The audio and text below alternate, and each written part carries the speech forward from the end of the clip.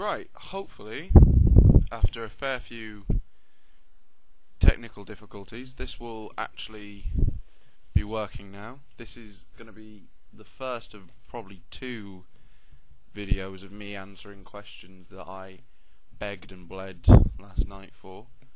I apologise for the Spaceman headphones, but this mic is the only mic that I can get that works really.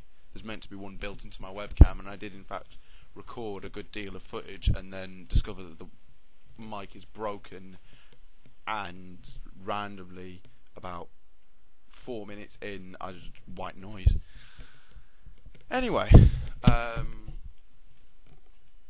we go. I'll answer these in order of how I got them.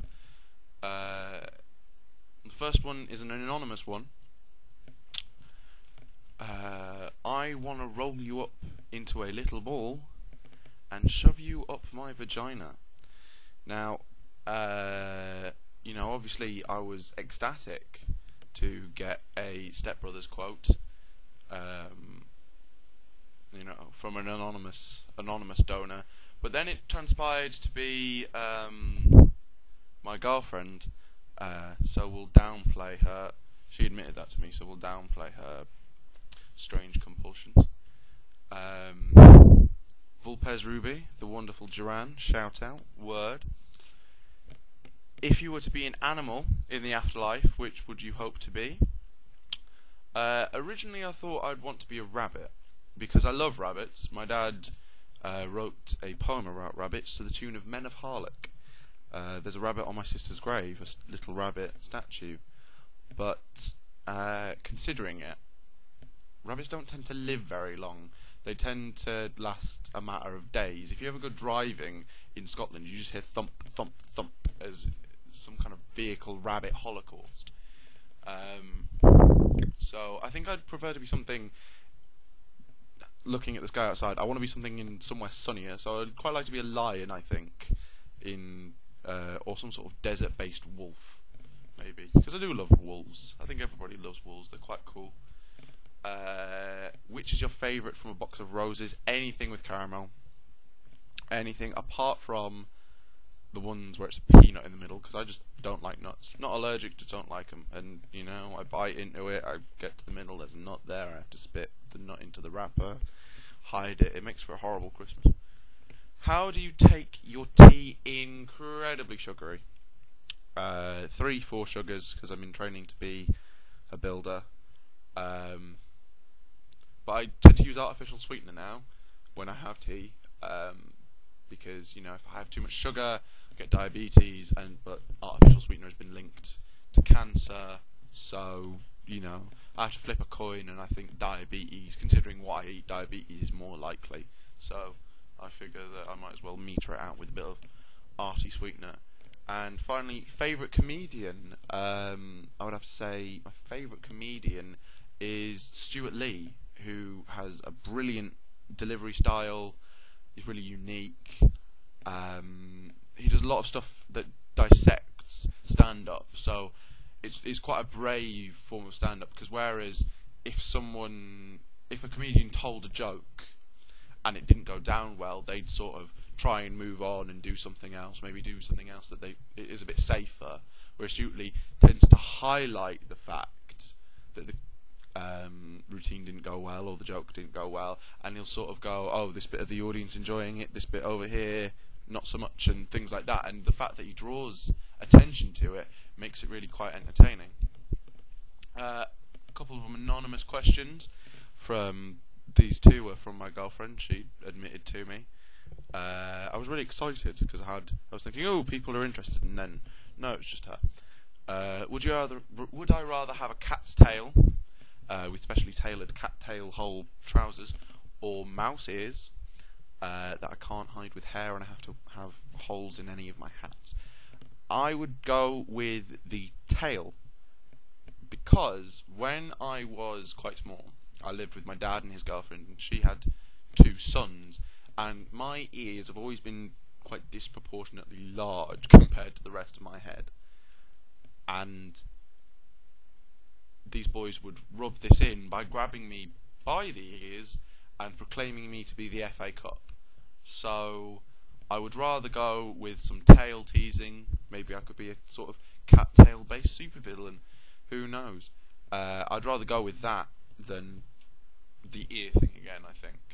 And would you rather always have that OMG I need to pee so bad feeling and have a lifetime supply of bacon, or be allergic to bacon so I can never ever eat it again, even in sandwiches?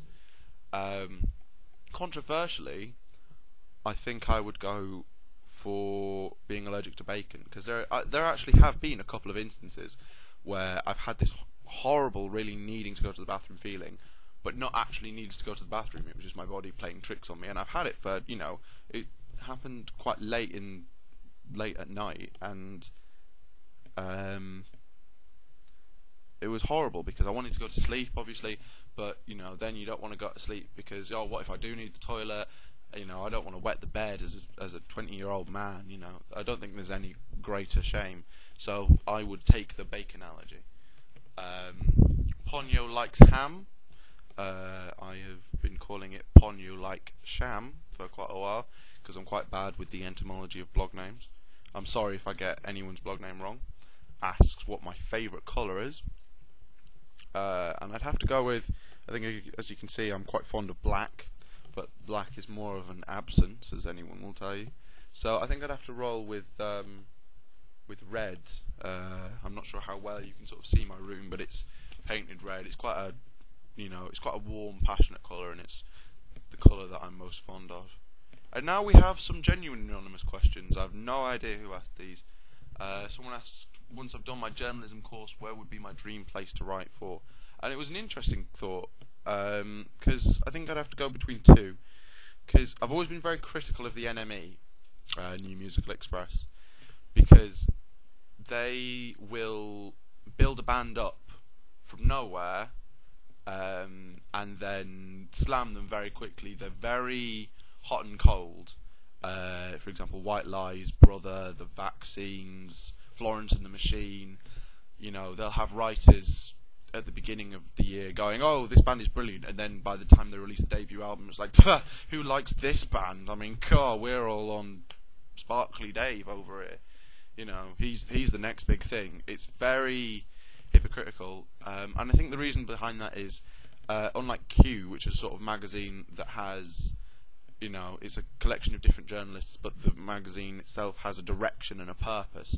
Enemy has always felt like a collection of very separate personalities. There's no cohesion between them all, and they've also got this horrible thing of sort of trying to appeal to the kids, as it were, throwing in sort of, oh, how great are drugs? Us, we're always doing drugs at these parties, when really, you can practically read between the lines the desperation of, please buy this magazine.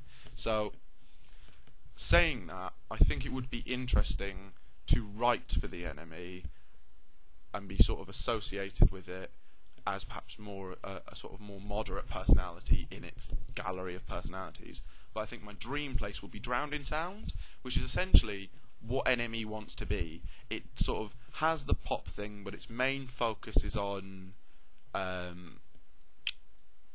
alternative, slightly out of the mainstream music. They do the mainstream stuff as well. They cover really all the grounds apart from sort of classical and jazz and things like that, which tend to be left to more magazines like Mojo, and it covers all the major festivals and things like that, but it still has that air of authenticity. It still feels quite legitimate and legitimately sort of like, we like the mainstream, we're not going to make any sort of desperate down with the kids type thing. So I think my perfect place would be Drowned in Sound.